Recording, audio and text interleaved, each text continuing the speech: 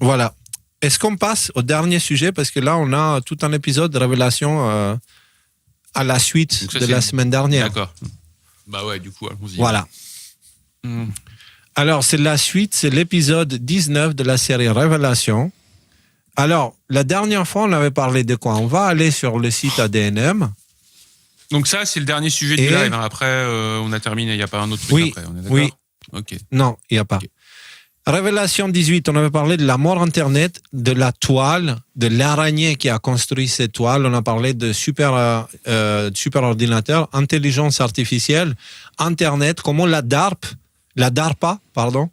une institution militaire américaine, était derrière tout ça et tirait les ficelles pour que ces choses-là évoluent ensemble, ok?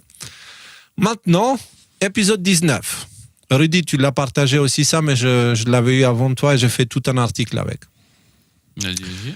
Une expérience de Facebook a eu lieu en 2012 qui a été publiée en 2014 où ils annonçaient qu'ils ont réussi une contagion émotionnelle de masse. Cette expérience mérite notre attention afin de mieux comprendre un des aspects ignorés mais très dangereux des réseaux sociaux.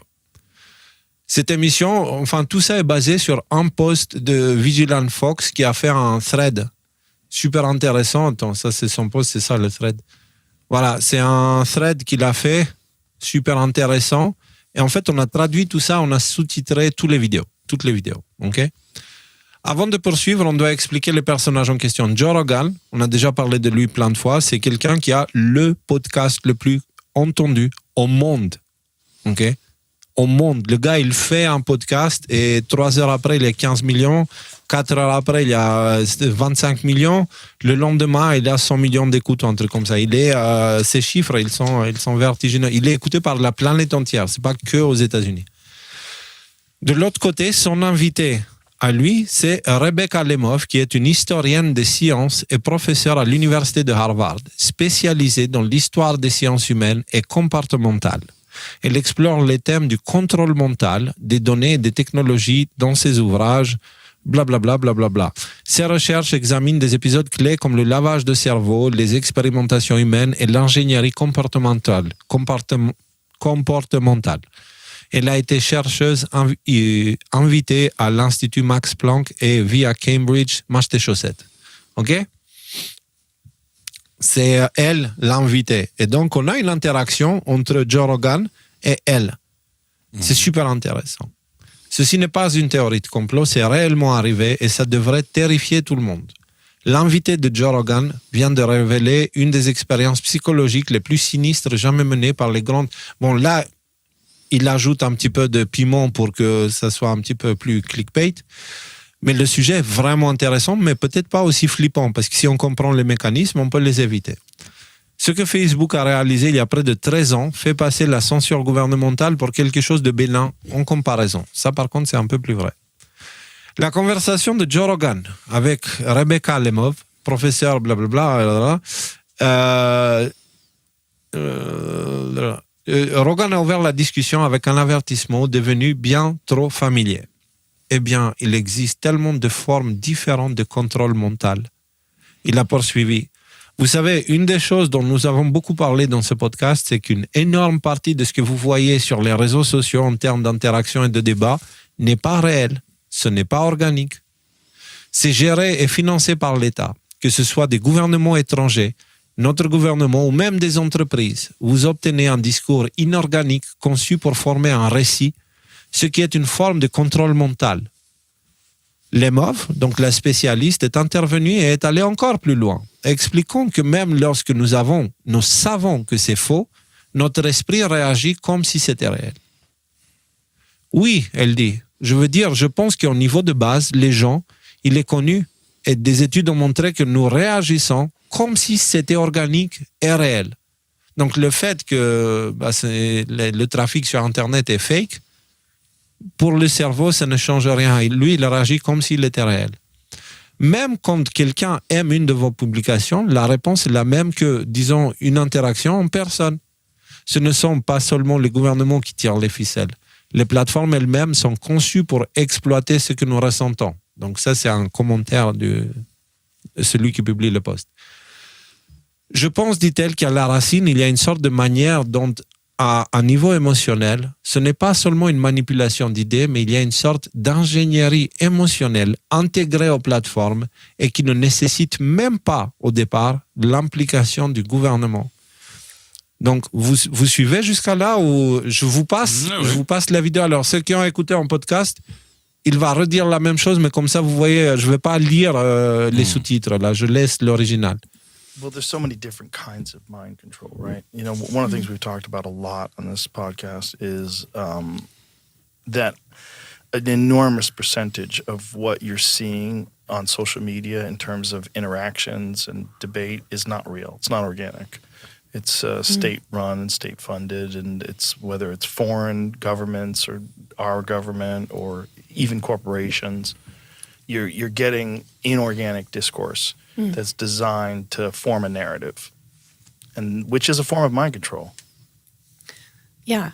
I mean, I think even at a basic level, it's known and studies have shown that we respond as if it were organic and real. And, you know, even when somebody likes a post of yours, the response is the same as like in-person interaction. So I think at the root, there's a kind of way that on an emotional level, it's not just manipulation of ideas, but there's a kind of emotional engineering that's built into the platforms and doesn't even demand, you know, at first government involvement.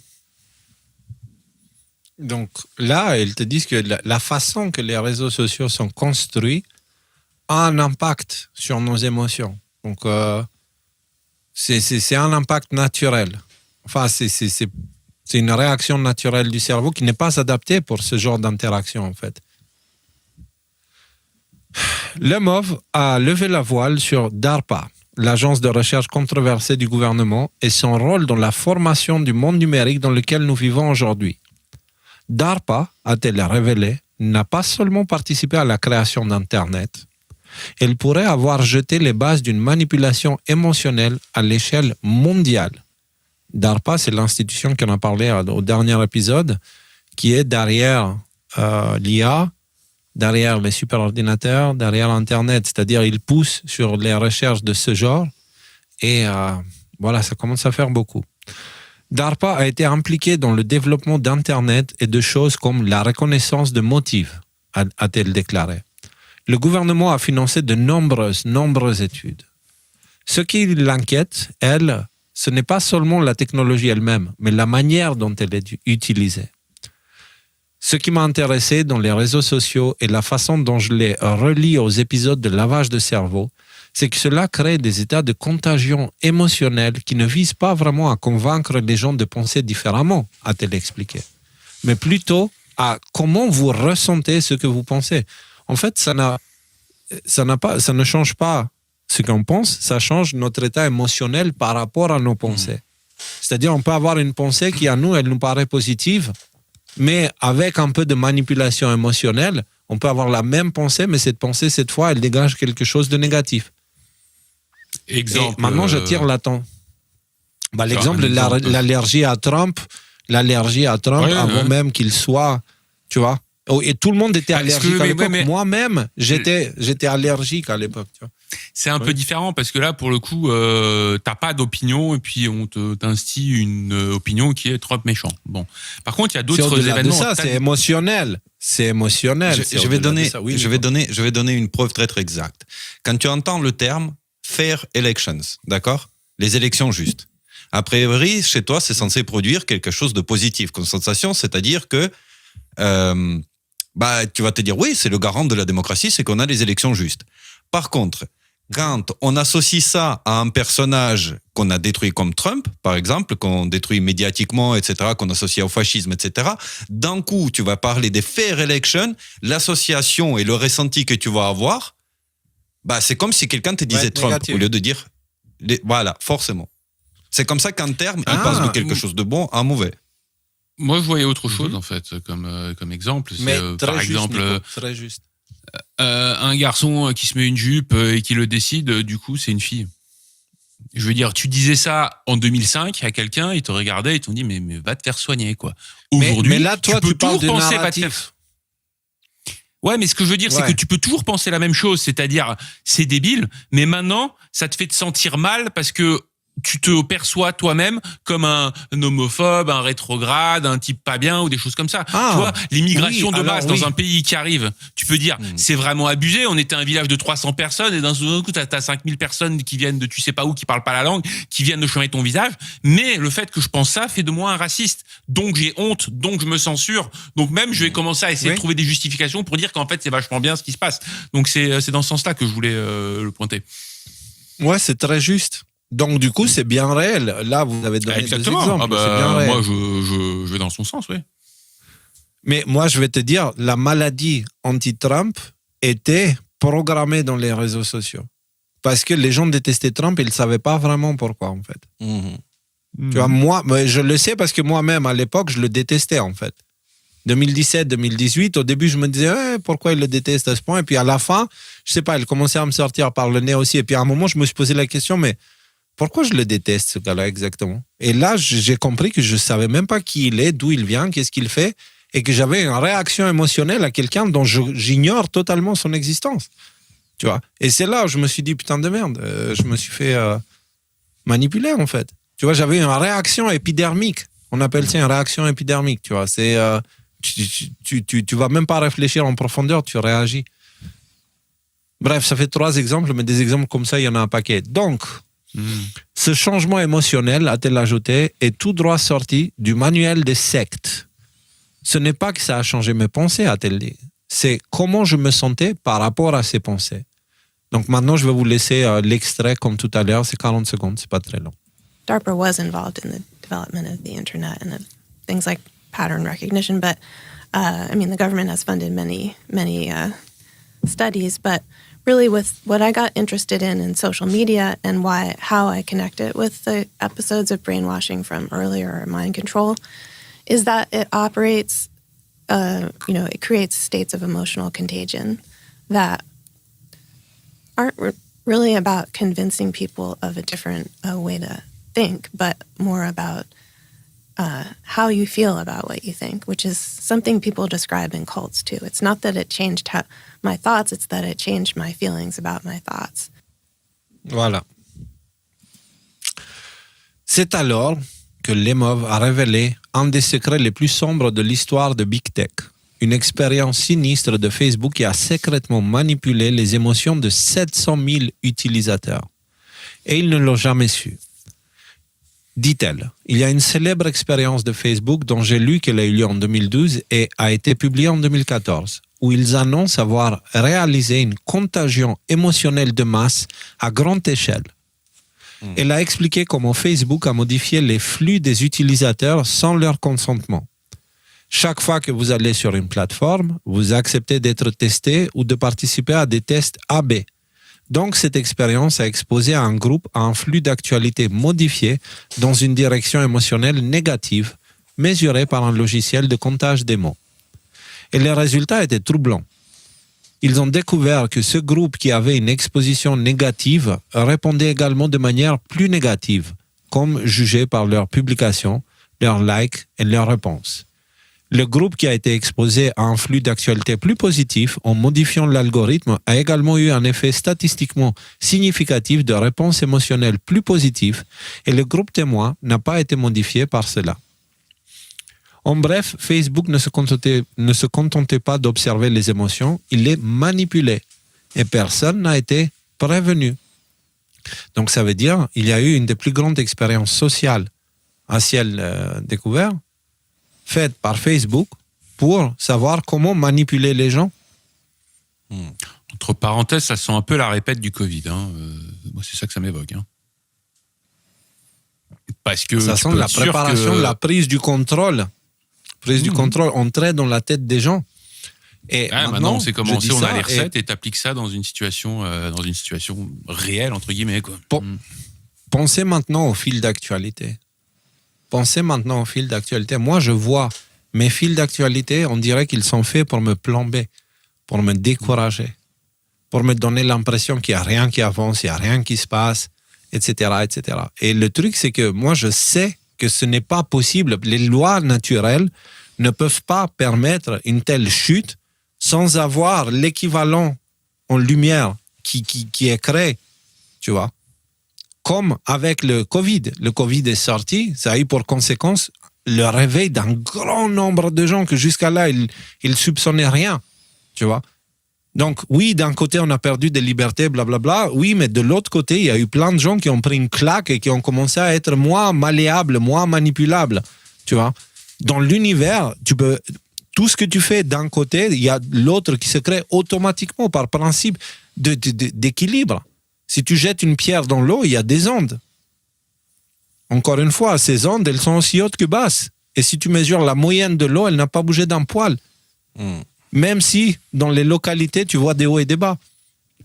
Donc, dans ce monde-là, si les forces obscures veulent prendre le pouvoir, elles vont inévitablement...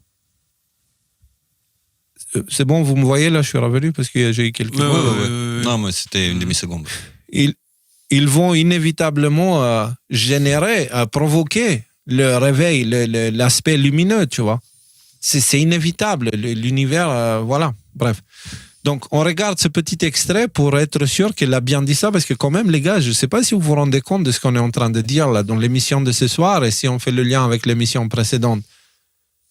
There's a famous Facebook experiment I read about that took place in 2012 and was published in 2014, where they announced that they've achieved mass emotional contagion at scale, which showed that people exposed to it when they altered, so they took 700,000 users or 693,000, I think, without informing them, but because your user agreement does agree, make it whenever you go on the platform, you agree to be tested or A/B testing.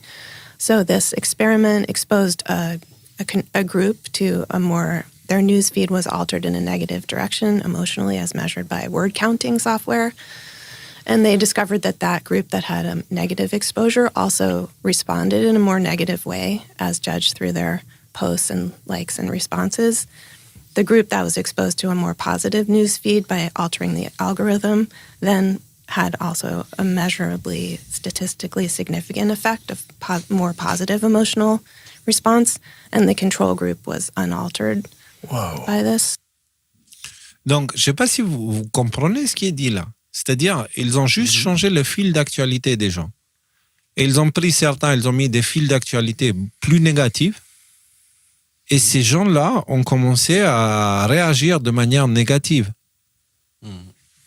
Et les gens qui avaient les posts plus positifs dans leur fil d'actualité avaient tendance à être plus positifs dans les réseaux sociaux. Ça veut dire que le fil d'actualité, en gros, détermine l'état émotionnel de la personne qui les regarde. Et ça paraît parfaitement logique.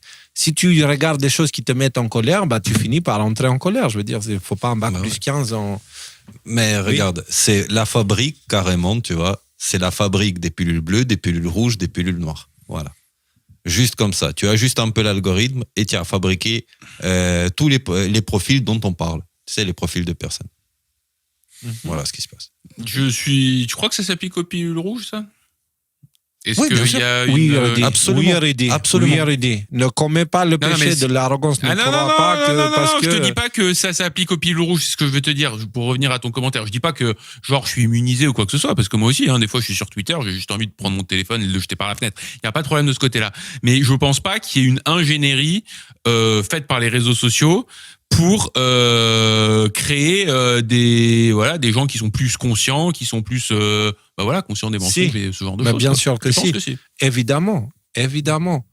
Mais c'est l'épaille qu'il jette pour cacher l'aiguille, tu vois. Le foin qu'il jette pour cacher l'aiguille.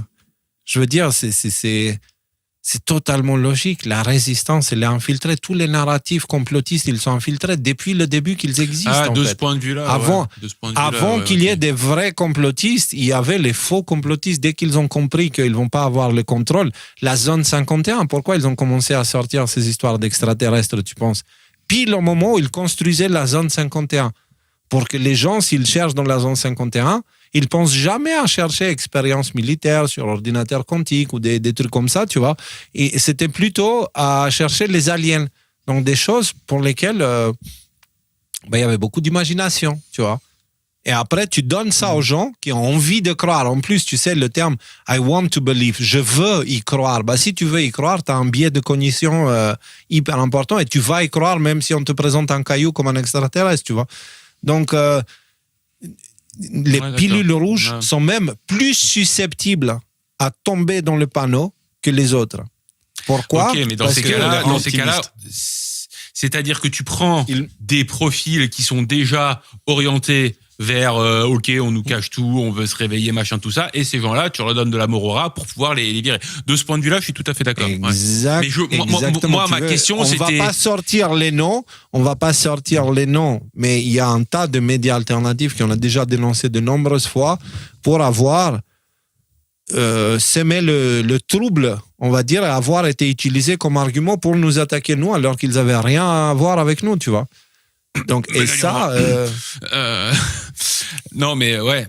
Non, mais voilà. Moi, là où je voulais revenir sur ce que j'avais compris de ta question, c'était qu'en gros, il prenait un individu lambda et qu'on allait lui mettre un feed pour que d'un coup d'un seul, oh là là, mon Dieu, on nous cache tout, on nous dit rien, c'est dingue, qu'est-ce qui se passe sur Terre? Ça, non, c'est pas ça. Je suis pas sûr qu'il y ait un intérêt. Voilà, ok. C'était comme ça que j'avais compris. Au dernier live, au dernier live, on avait parlé de l'effet bulle de perception, c'est-à-dire, ce fil d'actualité est censé t'enfermer dans tes croyances en te donnant l'impression que tes croyances sont bonnes. Mais après, ils prennent le contrôle de ton état émotionnel et ils te maintiennent écrasé dans la misère et la colère et les nerfs et la haine. Et les réseaux sociaux deviennent des fabriques de trolls parce que les gens écrivent cachés derrière leur anonymat et ils se lâchent sur Internet, putain. Je veux dire, des insultes. Soit des trolls. Moi, c'est peut-être des ordinateurs de la DARPA qui te font croire que... 9 fois sur 10, oui, mais 1 fois sur 10, non, parce que c'était des gens que j'ai connus dans les rencontres, que t'as connu qui personnellement, après, ils m'ont... mais laisse tomber, je veux dire, la personne, si elle était devant moi, jamais de la vie, elle oserait faire ça. Jamais de la vie, de par simple différence de taille, tu vois, et de poids physique, juste par question d'intelligence, elle n'aurait pas intérêt de le faire. Mais comme elle est derrière Internet et puis elle se cache derrière un écran et tout ça, dans l'anonymat, tu vois, elle se permet. Tu vois, donc si tu veux, ça alimente la psychopathie. C'est devenu cool d'aller chier sous les vidéos de X ou Y, tu vois. Il y a des cercles qui se forment pour... Bon, bref. Donc, bon, après, c'est pas vraiment ça. Non, mais est-ce que bon exemple de cette... Mais c'est complètement fou. Nico. Bien sûr, ouais. Et d'ailleurs, on est des très bons exemples de ça. Je vais dire pourquoi. Par exemple, regarde, on va dire les pilules rouges, ce sont tout simplement les complotistes, entre guillemets, optimistes. OK? Ouais. C'est-à-dire qu'ils vont dire, oui, il se passe des trucs, mais les choses vont s'arranger. Regarde le nombre de fois où on était en avance. Les arrestations, c'est demain, les machins. Non, mais ton feed, il va finir par te faire croire, par exemple, que les choses, ils sont là, ça y est, c'est fait, machin, etc. Ouais, toi, tu vas le partager. Mort, que Bill Gates est en prison. C'est ça. Est vraiment mort. C'est ça. Mais c'est quoi l'effet pervers de ça? C'est quoi l'effet pervers de ça? C'est qu'à un moment donné, quand ça s'avère faux, etc., ton ascenseur émotionnel, il est tellement fort, en fait, que ça peut te briser, en fait. Si tu n'es pas les os assez solides, ça peut te briser. Passé pour un et tu peux devenir de devant tous les gens que tu connais aussi, donc ça te isole socialement aussi. Il y a un phénomène comme ça, je suis d'accord. Rappelle-toi de la fameuse émission Nous allons passer pour des cons devant 35 000 personnes. Tu te rappelles de ça? Oh oui, je me souviens bien, j'étais là. T'inquiète. Mais c'est exactement ça. C'est exactement ça. C'est exactement ça. Donc, pas seulement tu es susceptible, mais toi-même, tu es déjà tombé plein de fois sur comment ton fil d'actualité t'a nourri. Toi, moi, je suis tombé là-dedans, Nico est tombé là-dedans. Pas seulement en nous induisant en erreur dans ce qu'on croit, mais en nous mettant dans des états émotionnels, des fois, qui font que même les bonnes nouvelles deviennent mauvaises après. Tu vois ce que je veux dire? Que quand tu es en colère, tu n'as rien à foutre des bonnes nouvelles. Tu vois, c'est en général, je pense que c'est le cas. Quand tu es en colère, tu cherches juste une raison d'être une victime ou de taper quelqu'un, tu vois. Et tu vois toutes les bonnes choses qui se passent comme oui, c'est de l'opposition contrôlée, oui, mais en fait, c'est les méchants qui avaient 8 coups d'avance sur l'échiquier. Moi, je vois tout à fait le phénomène. Ouais. Exactement. Exactement. Et puis, voilà. Et de l'autre côté, regarde un petit peu la sensibilité émotionnelle de la génération des réseaux sociaux. Les cheveux bleus, roses et tout ça, tu vois. C'est je veux dire, il y a une personne qui discute avec une autre là-bas loin, elle dit un truc, elle se sent offensée, elle se sent obligée d'aller intervenir alors qu'elle n'a rien à voir dans la conversation, tu vois. Et ils sont tellement fragiles émotionnellement parce qu'ils ont été tellement caressés dans le sens du poil par ces machines-là, tu vois, par ces algorithmes et par ces expériences, par les réseaux sociaux. Et ils sont tellement amers en plus avec des fils d'actualité remplis de mauvaises nouvelles. Voilà. Et maintenant, moi, j'aimerais attirer votre attention. Allez regarder vos fils d'actualité. Allez les regarder. Posez-vous la question, pourquoi il n'y a pas de bonnes nouvelles qui en sortent? Parce qu'en fait, ce qu'ils font, c'est qu'ils font un profilage. Donc, si on suit la logique du live d'avant, ils vous font un profilage. C'est-à-dire, ils prennent toutes les informations vous concernant. Et ça, ce n'est pas un secret. Hein. Palantir a bossé là-dessus. Il y en a plein qui ont bossé dans le passé. C'est assez connu. Depuis le Pirate Act, ou comment ça s'appelait là, le Privacy Act, c'est de septembre 2001. Privacy Act. Patriot Act. Après, le Patriot Act, tu vois, l'acte patriote, le mot. Le Patriot Act a servi à détruire complètement les barrières de la vie privée sur Internet pour les États-Unis. Ils avaient la capacité de mettre les mains sur toutes les informations privées de tout le monde, dans tout le monde, sur toute la Terre. Simple. Ils pouvaient demander tout sur tout. Avec ça, tu nourris des intelligences artificielles, ok, grâce à Internet que tu as depuis suffisamment longtemps. Et ces intelligences artificielles, après, elles prennent les individus, elles commencent à les enfermer dans des bulles de croyances. Tu vois? Et c'est pour ça qu'on commence avec hommes et femmes et on finit avec 450 000 genres différents parce que chacun a été convaincu dans sa folie par des posts, etc. Il a été enfermé dans ses croyances et maintenant on te dit que la vérité individuelle, elle vaut la même chose que la vérité universelle, donc il faut qu'on accepte les croyances de chacun. Le truc le plus important, là, en fait, finalement, quand on prend beaucoup de hauteur, le truc qu'on rajoute ici par rapport à l'émission de la dernière fois, c'est-à-dire, oui, tu es dans une bulle de croyance, mais une fois que tu l'es dans ta bulle de croyance, il y a un fil attaché à cette bulle de croyance et il y a quelqu'un qui peut te l'amener où il veut, la bulle de croyance. Et c'est dans ce sens-là que c'est effectivement inquiétant et dangereux. Il peut contrôler. Ouais. Ah, il peut le contrôler, mais c'est-à-dire, il peut un tel point où tu ne vois plus. Tu ne vois plus avec tes yeux, tu n'entends plus avec tes oreilles, comme l'exemple de mes voisins qui me connaissaient depuis des années et que d'un coup, parce que les réseaux sociaux leur ont dit que les QAnon sont dangereux, etc., la personne, elle m'a traité de raciste, de nazi, d'un tas de choses. Et je dis, mais ça va pas la tête. Je veux dire, tu me vois, c'est moi quand même. Je veux dire, on est voisins depuis 8 ans et maintenant tu me dis que je suis un nazi. J'ai pas changé, je suis le même. D'où je suis devenu le gars sympa qui vous aide à nazi, etc. Je veux dire, pourquoi? Et je comprenais pas dans ma tête. Et en fait, tout ce qu'ils avaient dans leur tête venait des réseaux sociaux et des médias mainstream. Et donc, ils étaient enfermés dans leurs croyances et ils ne voyaient plus avec leurs yeux, ils n'entendent plus avec leurs oreilles parce que l'humain a donné son autorité aux institutions et aux spécialistes. Et cela, aujourd'hui, ça ne veut plus rien dire parce qu'aujourd'hui, tu as des spécialistes. Enfin bref, on a vu ce qui s'est passé en 2020 avec les spécialistes. Donc, ils se sont tous plantés. C'est très intéressant ce que vous racontez par rapport aux bulles de croyances et comment ça a séparé les gens. Rien qu'aujourd'hui, j'ai écouté une interview de 1998 de Terence McKenna et qui explique qu'il y a un mouvement qui s'est fait en fait globalement dans l'échange d'informations entre les personnes et comme quoi en fait l'Internet et globalement cette accélération du monde, elle crée une super conscience, en quelque sorte. Et même l'univers, dans sa complexification, il devient de plus en plus conscient de lui-même. Bon, bref, je ne veux pas vous faire toute la démonstration parce que, bon, déjà, je ne suis pas Terence McKenna et je ne suis pas capable, mais vous comprenez un peu le principe. C'est-à-dire que c'est comme une cellule qui joue au petite... donc, c'est comme si à partir d'une cellule souche vous aviez en fait le cerveau qui se développait, etc., l'énorme conscience dans le monde, bon blablabla. Alors et ça c'était en 98. Maintenant justement on a parlé des attentats de 2001 et de Patriot Act. Qu'est-ce qu'il a fait Patriot Act et qu'est-ce qu'il a fait cet interventionnisme des institutions étrangères dans cette interaction qui était peut-être relativement plus ou moins organique encore? il a commencé à couper, le manipuler et enfermer les gens dans leur bulle de conscience.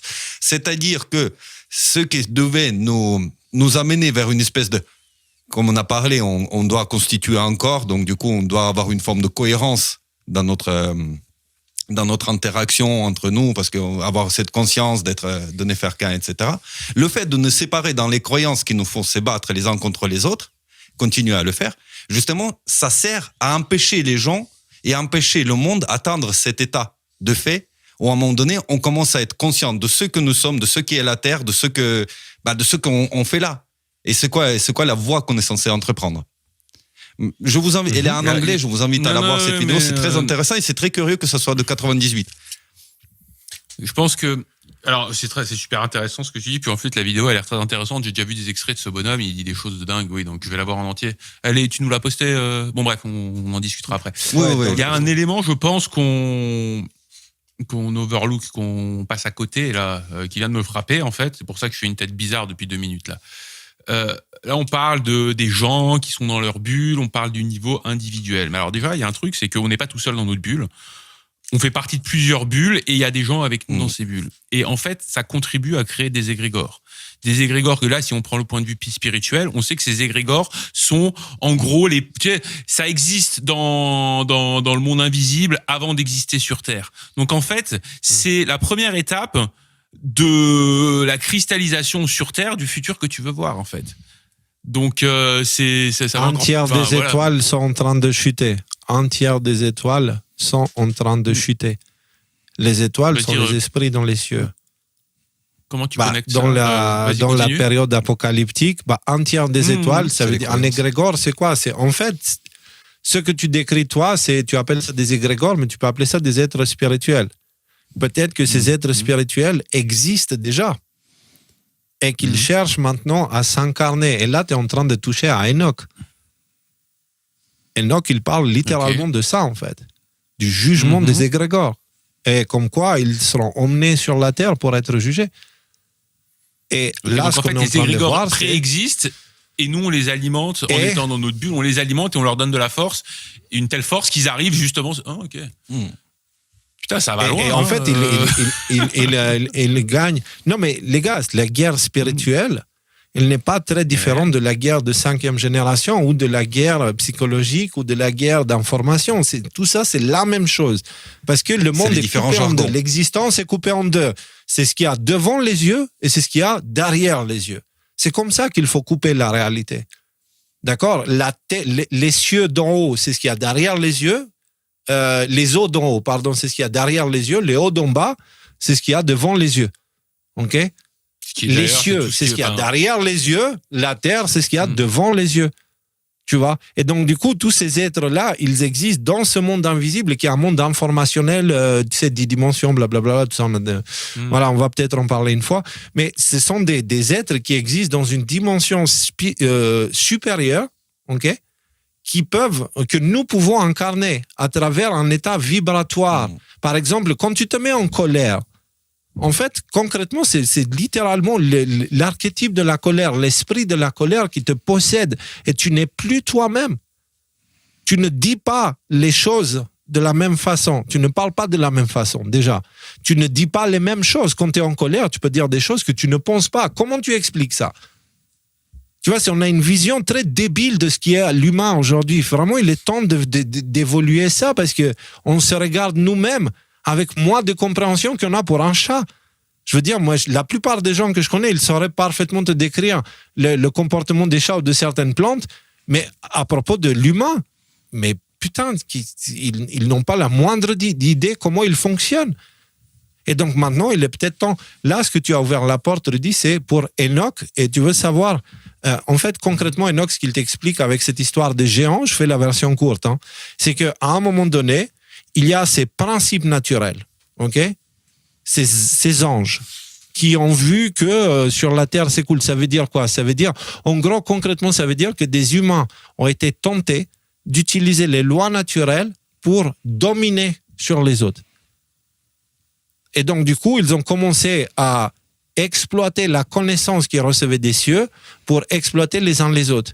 Et Enoch, il te donne le nom des anges, et un de ces anges-là, par exemple, qui est leur chef et qui a créé le plus de dégâts, c'est celui qui a donné aux hommes quoi? Leurs épées, leurs cuirasses et de quoi faire la guerre, en fait.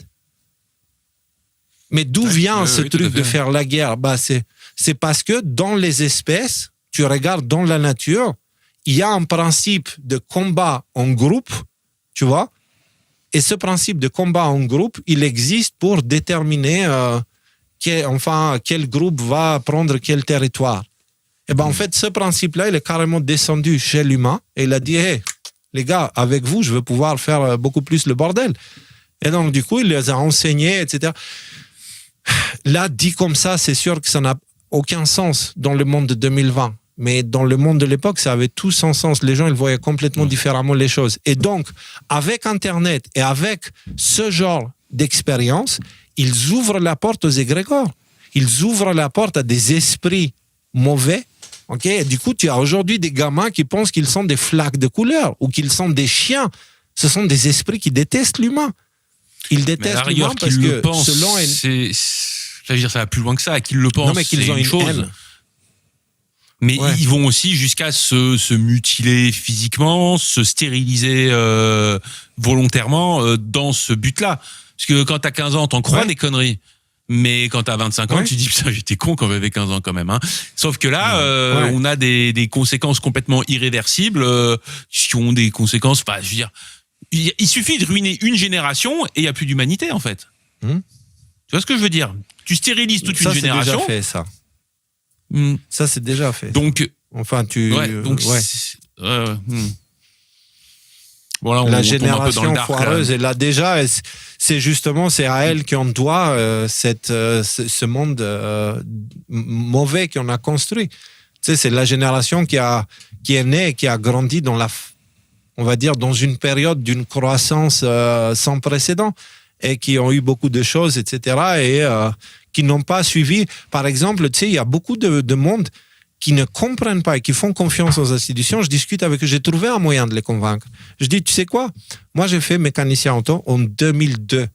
2002. Et déjà, en 2002, à l'école, on m'apprenait qu'ils n'apprennent plus à réparer, ils t'apprennent à remplacer. Et ils nous apprenaient aussi une sorte d'obsolescence programmée qui existe dans les véhicules pour pouvoir maintenir tout le bordel, quoi. En 2002, et c'était pile la période où les mécaniciens, ils ont arrêté de réparer et ils ont commencé à changer, à remplacer les pièces. Maintenant, les mécaniciens ne savent même pas quoi que ce soit. Ils ont un protocole, ils branchent une prise. La prise de diagnostic leur dit la voiture elle a ça et ça et ça. À côté, ils ont un protocole à suivre. Ils font ça, il y a zéro réflexion. Les mécaniciens d'aujourd'hui, c'est des robots. Ils ne savent pas, c'est-à-dire, c'est pas qu'ils essayent de voler leurs clients, eux. C'est qu'ils essayent de suivre un protocole qui leur a été donné. Et ce protocole, il n'y a pas de réflexion dessus. Ils sont devenus remplaçables. Tu vois, il y a action, réaction, exactement. Et donc, quand tu prends ça à la mécanique auto, et tu te dis, écoute, il y a la même chose à la médecine. La même chose à la médecine. À l'époque, j'ai mal à la tête. Bon, rentre chez toi, dors un peu plus, ça va aller, t'inquiète pas. Aujourd'hui, j'ai mal à la tête. Tiens, prends 15 pilules différentes. Tu vois ce que je veux dire? Donc, ils n'ont pas suivi que les institutions ont changé. Tu vois, ils n'ont pas suivi qu'aujourd'hui, on ne répare plus, on remplace, y compris les humains. Et donc, dans toute cette histoire-là, pourquoi on parlait de ça? Maintenant, on a fait tout un long cheminement. Mais pour moi, c'est important de revenir à cette histoire-là. Les réseaux sociaux, Facebook a mené une expérience où ils ont manipulé psychologiquement 700 000 utilisateurs avec 3 groupes différents. 1, ils n'ont pas touché à leur fil d'actualité. 2e, ils ont touché à leur fil d'actualité et ils ont chargé en mauvaises nouvelles. 3, ils ont pris leur fil d'actualité, ils ont chargé avec des nouvelles positives. Et ils ont remarqué, le premier groupe, il n'y a rien qui changeait par rapport à d'habitude. Le deuxième groupe, les personnes devenaient plus négatives. Quand leur fil d'actualité était rempli de mauvaises nouvelles, eux-mêmes devenaient plus négatifs et ça avait un impact réel dans leur vie.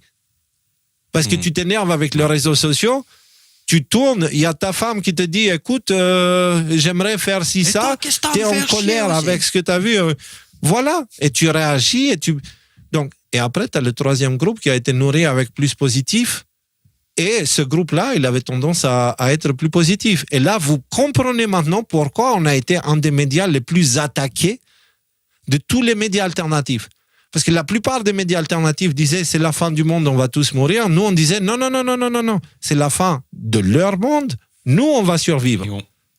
Tu vois ce que je veux dire? Voilà. Et du coup, c'est pour ça que nous, ils nous ont pris comme cible et ils voulaient absolument nous faire tomber. Parce que, apparemment, c'est ça qu'il ne faut pas faire. Maintenant, je vous dis ça et je vous dis, gardez ça en tête la prochaine fois où vous allumez X ou Facebook ou je ne sais pas quel réseau social. Pensez à ça. Et si vous trouvez qu'il y a trop de négatifs sur votre fil d'actualité, dites-vous que c'est littéralement le réseau social qui essaie de vous manipuler pour vous mettre dans un mauvais état d'esprit. Aussi simple que ça. Et c'est une stratégie qui fonctionne. Et du coup, juste fermez ce que vous êtes en train de faire, allez faire autre chose. Point. Ne les laissez pas vous manipuler de cette façon-là. Parce qu'encore une fois, la toile, ça s'appelle la toile pour une raison. Il y a une araignée derrière la toile. Et dans la toile, si on se débat trop, on est piégé. Donc le mieux, dans ce cas-là, si on voit comme ça, c'est juste, on s'éloigne de la toile directement. Donc petit à petit, prenez ça. Parce que l'Internet d'aujourd'hui, c'est pas du tout le même Internet d'il y a 5 ans, 6 ans. Moi, je le vois même dans mon fil d'actualité maintenant. Peu importe ce que moi je publie. Avant, au moins, il y avait un rapport. Maintenant, peu importe ce que je fais, j'ai que des nouvelles de merde sur mon fil d'actualité. Et c'est une des raisons pour laquelle je suis fatigué psychologiquement. Je vous disais ça pendant la tournée. Je suis fatigué psychologiquement, non pas du travail qu'on fait, tu vois, non pas des attaques qu'on se prend. Non, juste en voyant la gueule du monde et d'où je prends mes informations, comme tout le monde dans les réseaux sociaux. Et ces derniers temps, ça devient vraiment flagrant. Donc, c'est même pas moi qui vous le dis maintenant. C'est vous avez une spécialiste de la manipulation des masses qui vous dit que ce genre d'expériences ont eu lieu en 2012. Il y a 10 ans, 13 ans. Alors, l'ampleur totale de l'expérience n'a été rendue publique que 2 ans plus tard, lorsque les chercheurs ont finalement admis ce qu'ils avaient fait. Les data des scientifiques de Facebook avaient manipulé les flux de 689 003 personnes en supprimant soit tous les posts positifs, soit tous les posts négatifs pour mesurer les retombées émotionnelles. Si votre flux en janvier 2012 vous semblait inhabituellement sombre ou étrangement optimiste, vous avez peut-être été, sans le savoir, partie prenante de l'étude. Et vous savez ce qu'il y a eu aussi en 2012, les gars ? 2012. La fin du calendrier. Il y a eu le film. Non, il y a eu le film 2012 avec toutes ces légendes de la fin du monde en 2012 et avec des gens qui ont fini à aller par Bougarage pour être enlevés par les extraterrestres. Ah, le fameux Christ cosmique, c'était lui, c'était à 2012, ça. J'ai pas suivi, ça faudrait que je me mette à jour sur le Christ cosmique. Oh, t'as pas suivi la... non, écoute, on a des angles morts, désolé. Mais tu vois, c'est pareil. C'est pareil, l'histoire du Christ. Bon, on passe du coq à l'âne, mais Christ cosmique, pareil. On avait parlé, on va en parler. On va publier les vidéos de la tournée, vous allez voir, on en parle. Alors, l'équipe derrière cela, dirigée par le data scientist Adam Kramer, a publié ses conclusions dans une revue scientifique et a exposé les résultats en détail froid. Lorsque les expressions positives étaient réduites, les gens produisaient moins de tests positifs et plus de posts négatifs. Moins de posts positifs et plus de posts négatifs. Lorsque les expériences négatives étaient réduites, le schéma inverse se produisait, indiquait l'article. C'était une preuve tangible que les émotions sont contagieuses et que les réseaux sociaux pouvaient être utilisés comme une arme pour contrôler l'humeur à grande échelle. Tu peux déclencher les révolutions. Tu peux Comment ils étaient faits, les révolutions de couleur? Tu peux déclencher une hystérie de masse. L'hystérie de masse, tu sais, la panique de masse avec le Covid, la peur. Les révolutions aussi, tu as raison, ouais, c'est très... Ce soir, Nico, tu as les gens qui se ruent sur le papier toilette, ça peut venir de là, ça aussi. Oui, c'est ça, mais on en parlait à l'époque. On en parlait. On disait, les gars, ils se foutent de vous, ils font des tests sur vous. Arrêtez avec ces histoires de PQ. Je me rappelle des mimes, tu sais, genre une météorite qui arrive, vite du PQ. Ouais. Ah, je peux me torcher. Bon, moi, je beurre Non, trop, mais quelque toi, part, tu vois, c'est ce que je veux dire, c'est que on prend ça à la rigolade, mais c'est la preuve ultime que ça fonctionne. Si jamais tu fais croire aux gens, il y a un dangereux virus, il faut que tu t'enfermes chez toi. Bon, je veux dire, il y a un rationnel, il y a un truc un peu compréhensible, il y a un raisonnement derrière. Si on te dit, il y a un virus, il faut que tu achètes du papier toilette, ou c'était quoi? C'était du Nutella, à un moment donné, ils nous avaient fait un délire sur le Nutella. Si tu arrives à faire gober ça à 500 000 personnes, tu te dis, c'est bon, les gens, ils sont prêts, quoi. Enfin, on va juste fermer le filet, et puis on va tous les prendre, quoi. Donc, c'est ça. cette absurdité, elle est pas à négliger, quoi. Alors, l'étude n'a duré qu'une semaine, mais pour ceux pris dans le feu croisé algorithmique, les effets émotionnels ont pu durer bien plus longtemps. Donc, ça veut dire, même si vous êtes exposé une petite période de temps à ce genre de fil d'actu manipulé, les effets psychologiques, ils restent. Les effets psychologiques émotionnels, ils restent beaucoup plus longtemps. Mais voici où cela devient vraiment troublant. Le MOVE a révélé que lorsque l'expérience a finalement été révélée, la réaction était rapide et dans certains cas tragique. Mais donc, c'est pourquoi il y a eu un débat éthique lorsque l'expérience a été publiée en 2014, a-t-elle dit. Un utilisateur, se souvient le MOVE, a eu une réaction glaçante. Et sur la page Facebook, dit-elle, du groupe de recherche qui a réalisé l'expérience, au moins un utilisateur a écrit en disant « Pourrais-je savoir si j'étais dans cette expérience ?» Parce que j'étais aux urgences à ce moment-là, menaçant de me suicider. Et je veux savoir si mon flux a été modifié et peut-être que ça m'a poussé, vous savez, dans cet état. Il n'y a aucun moyen de le savoir. Bien sûr, il ne pouvait jamais le savoir et ça ne peut pas être retracé en arrière. Signature de la CIA. D'autres personnes ont eu une réaction similaire. Le scandale a déclenché une enquête du gouvernement britannique qui a envisagé des sanctions en raison de la portée internationale de l'expérience. Dit Lavrov. Et il y a même eu une enquête du gouvernement britannique pour savoir si cela devait être sanctionné, car cela affectait les utilisateurs à l'international. Mais en fin de compte, il n'y a eu aucune responsabilité. Il ne semble pas y avoir eu de sanctions qui en ont découlé, et ceux qui étaient associés ont pour la plupart été promus. Personne n'a été puni, aucun avertissement n'a été donné. Et nous demandons tous combien d'autres expériences ont lieu en ce moment même, cachées en pleine vue. Je vous invite de regarder la dernière partie qu'on vient d'évoquer, la version vidéo, quoi. But so this is why there was an ethical debate when the experiment was published in 2014, and people and on the Facebook page of the research group that did the experiment, at least one user wrote in saying, "Could I ever find out if I was in that experiment because I was in the emergency room at that time with, threatening to commit suicide, and I want to know if my feed was altered, and maybe that pushed me over, into that state." Whoa. And of course they could never know, and it can't be traced backwards. And other people had a similar response. And there was even an investigation by the British government about whether this should be sanctioned because it affected users internationally. But I don't know what, ultimately there doesn't seem to have been any sanctions that came out of it, and anyone associated with it mostly promoted. But it's very interesting because just the concept of emotional contagion was in that way operationalized and sort of shown to be. It was almost like an announcement that this was a possibility. And 2012 was kind of an important point in the development of social media and its power.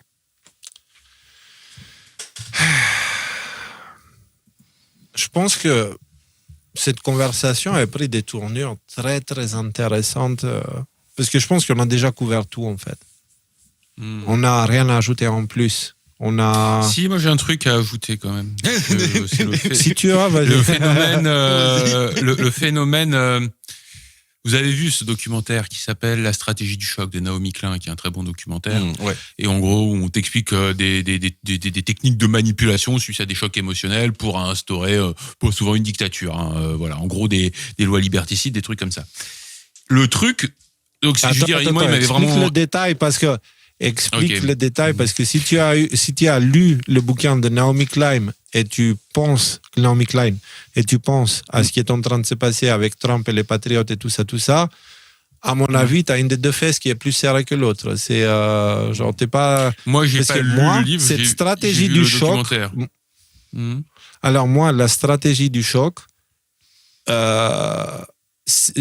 comme je l'ai compris, c'est tu crées le problème pour que leur solution devienne inévitable. Ce que je veux dire, c'est qu'il y a un aspect comme ça, pas nécessairement. Il y a aussi des phénomènes naturels, genre des catastrophes. J'avais le tsunami de 2004, je crois, en Thaïlande, où en gros, c'était un exemple qui était donné dans le film. Il s'était servi de la sidération des gens suite à ce tsunami majeur pour en gros virer tout un tas de pêcheurs et construire des complexes immobiliers, des choses comme ça. Le principe, c'est celui-là. Quand tu subis un traumatisme, qu'il soit provoqué ou qu'il soit naturel, que ce soit un accident de la vie, tu te retrouves dans un état de sidération dans lequel tu es hautement manipulable. Et quelque part, la bonne nouvelle que moi j'en avais tirée, c'était qu'une fois que tu es au courant de ça, tu peux dans une certaine mesure t'en prémunir. Je me souviens j'étais au ski avec ma femme. On entend dans le bus en revenant du ski, ah dis donc t'as vu ce qui s'est passé Charlie Hebdo, c'était en 2015. Alors bon, je sais pas trop de quoi il parle. Ouais. En revenant à la maison, mes parents qui sont en mode Charlie Hebdo, attentat, vous vous souvenez, Koulibaly et compagnie, quoi, tu vois.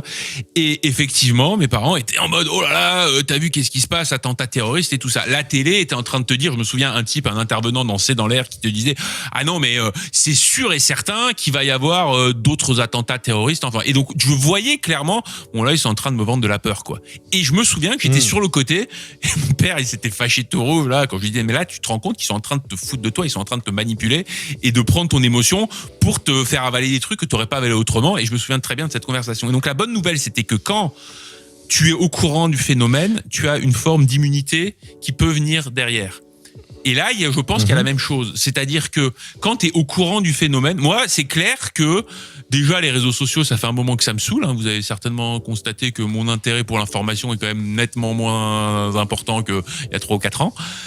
Et je pense vraiment que c'est pas juste pour gagner du temps et pour avoir une hygiène de vie qu'il faut arrêter les réseaux sociaux, mais qu'il y a des conséquences nettement plus importantes, nettement plus globales, en fait, dont on peut se prémunir une fois qu'on a compris ça. Et peut-être que voilà, ça c'est le début d'un quelque chose, d'une prise de conscience.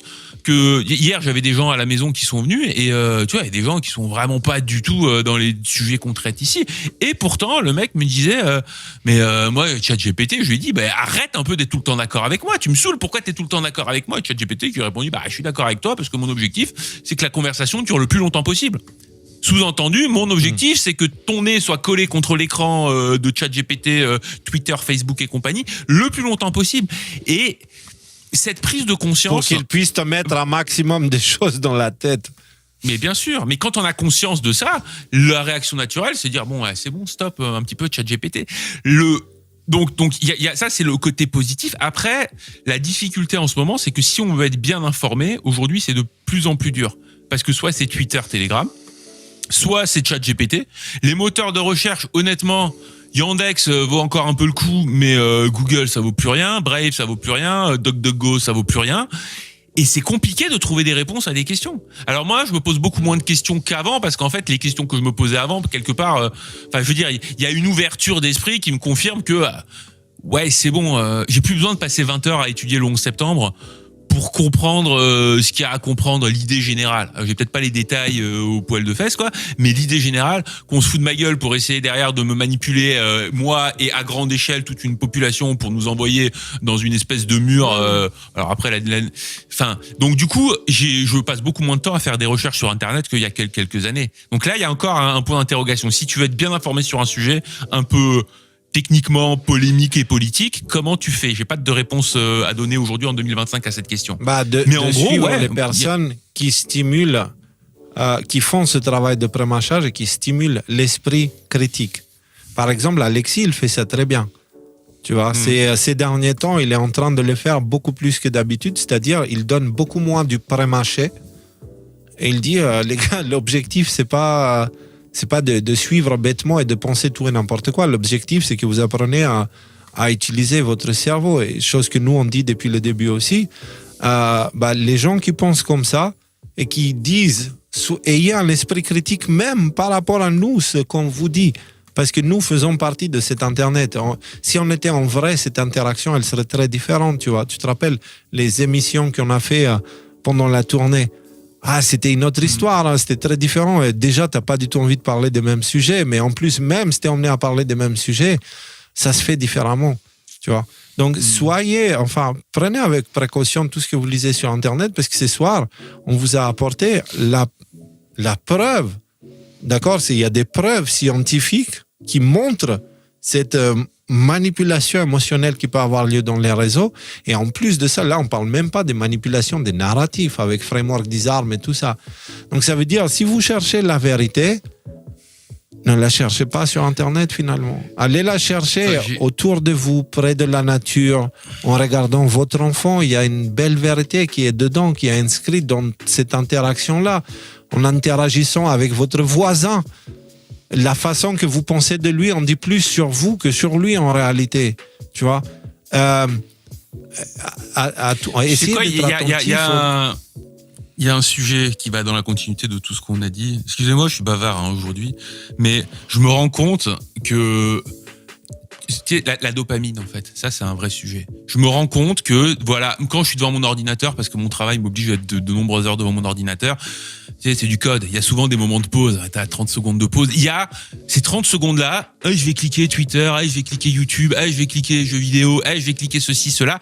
Parce que, et c'est ce que je reproche à mon gamin. Je lui dis, tu peux pas rester 5 minutes, là, sans avoir une activité, là. Tu t'assois, tu te poses, j'arrive dans 5 minutes. T'es pas obligé d'avoir un truc à faire pendant ces 5 minutes. Et ça me le fait à moi aussi. Donc, je peux difficilement lui en vouloir. Il a 9 ans, le petit, quoi. Et je pense qu'on a un vrai sujet, là, à traiter. Comment on se désintoxique de ça? Et alors, oui, c'est facile de dire je vais sur une montagne et puis pendant 3 semaines je fais rien, mais tout le monde n'a pas la possibilité de faire ça. Et je pense qu'il y a un vrai sujet à traiter. J'ai pas de réponse, hein, mais en tout cas, je pense que la question mérite vraiment qu'on s'y La attarde. réponse, elle est très simple. Il n'y a pas de façon facile. Il n'y a pas de pilule anti-Internet qui va faire que. Il y a juste faire des jeûnes d'Internet. C'est pas compliqué, on a parlé au dernier. La méditation, elle fait l'effet inverse de ce que font les réseaux sociaux. La méditation, elle va avoir tendance à calmer, à ramener le niveau de cortisol ou je sais pas quoi, les hormones là, à des niveaux plus agréables et permettre à votre cerveau de fonctionner correctement à nouveau. Autrement, si vous êtes dans un état de peur à cause de ce que vous voyez dans les réseaux sociaux, un état de colère, le problème c'est que tous ces sentiments, ils les connaissent parfaitement bien. En fait, la raison pour laquelle ils veulent nous maintenir dans la peur, c'est parce que dans la peur, on est manipulable. Parce que dans la peur, on cherche un sauveur à l'extérieur. Alors que dans la sérénité, on cherche, dans la paix intérieure, on recherche aussi le sauveur à l'intérieur de nous, pas à l'extérieur. Donc, ça veut dire qu'on cherche le bon sauveur. Tu vois, c'est... qui se ressemble, s'assemble. La paix t'attire vers le divin, la guerre t'attire vers le diabolique. Tu vois, c'est pas compliqué. Donc, voilà. Et je pense, là, on est en train d'ouvrir les portes de notre compréhension personnelle de comment on fonctionne nous-mêmes. Et c'est le deuxième live de suite qui vous dit... Prenez les distances avec Internet. Prenez les distances avec les réseaux sociaux. Prenez les distances avec toute forme de narratif qui vient ailleurs que parce que vous voyez ou ce que vous entendez dans la vraie vie. Concentrez-vous plus sur les relations avec les personnes qui vous entourent parce que pendant que ce monde, pendant que les réseaux sociaux vous manipulent émotionnellement pour vous pousser vers le bas, en fait, une des conséquences directes de ça, c'est qu'il y a beaucoup de monde qui finissent seuls. Pourquoi? Parce que le complotiste qui va aller regarder son fil d'actualité rempli d'infos de merde, après, il ne va pas avoir la patience et le calme nécessaire pour aller le dire à son entourage. Il va dire « Putain, mais le monde est en train de cramer, écoutez-moi, moi j'ai tout compris, vous n'avez rien compris. » Et ça va dans ce sens-là et les entourages finissent par virer ces personnes-là et ces personnes-là finissent seules. Combien on en a eu qui nous ont dit ça? Moi, j'ai perdu tout le monde. Pourquoi tu as perdu tout le monde?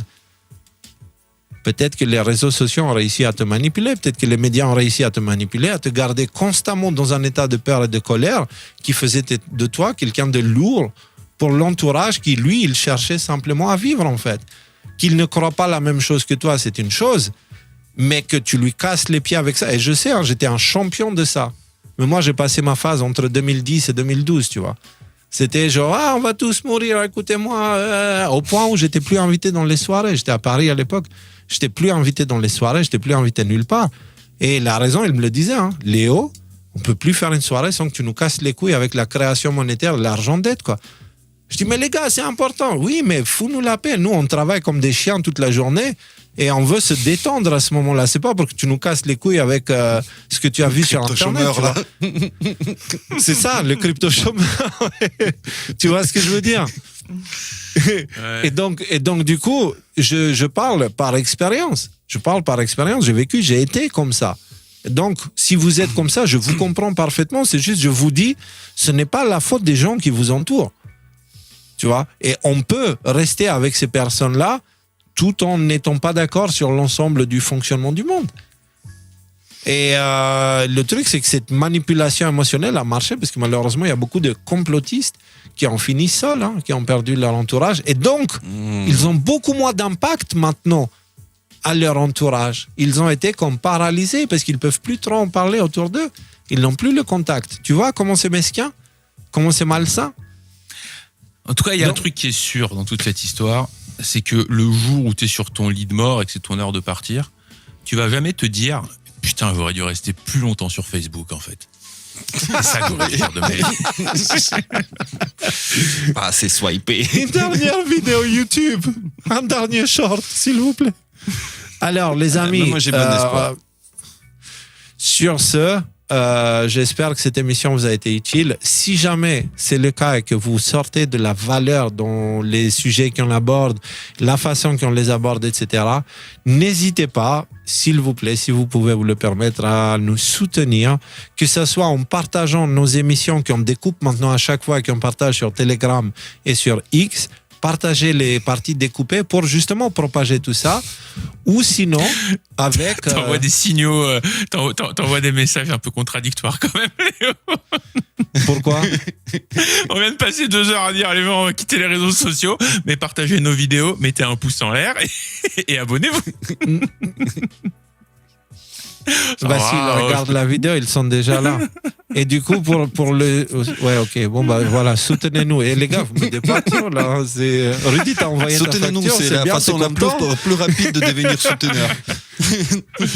Mais c'est parce que, voilà, je reçois des choses que je dois payer. Et le même qui me demande de payer des choses, il me casse le moment, aidez-moi. Tu vois, c'est... Ok, Rudy, je note. Bon, voilà. Du coup, si vous pouvez nous soutenir, voilà. Mais en tout cas, encore une fois, merci pour tout. On a plein de choses à venir, mais je ne sais pas pourquoi je sens que dans l'air, il y a une nécessité d'une pause, il y a une nécessité d'une prise de recul, il y a quelque chose qui appelle le recul. Je ne sais pas pourquoi. Moi, je le sens là que j'ai besoin de réorganiser un petit peu ma vie et mes priorités parce que il y a quelque chose qui a changé. Il y a quelque chose qui est différent. Il y a, je sais pas, il y a quelque chose qui appelle à passer du virtuel au réel. Tu vois, entre la tournée, tout ce qu'on a vécu, les sujets qu'on aborde là. Et pour faire ça, il va falloir réorganiser toutes nos vies qui ont été organisées pour exister via Internet, tu vois. Donc, je ne sais pas ce que l'avenir nous donnera, mais en tout cas, une chose est certaine, vous risquez de nous voir beaucoup plus souvent en vrai que vous nous voyez sur Internet. Donc, et ce, non pas juste pour faire des barbecues, des pique-niques entre nous, mais pour faire des vrais projets constructifs, écologiques, n'est-ce pas?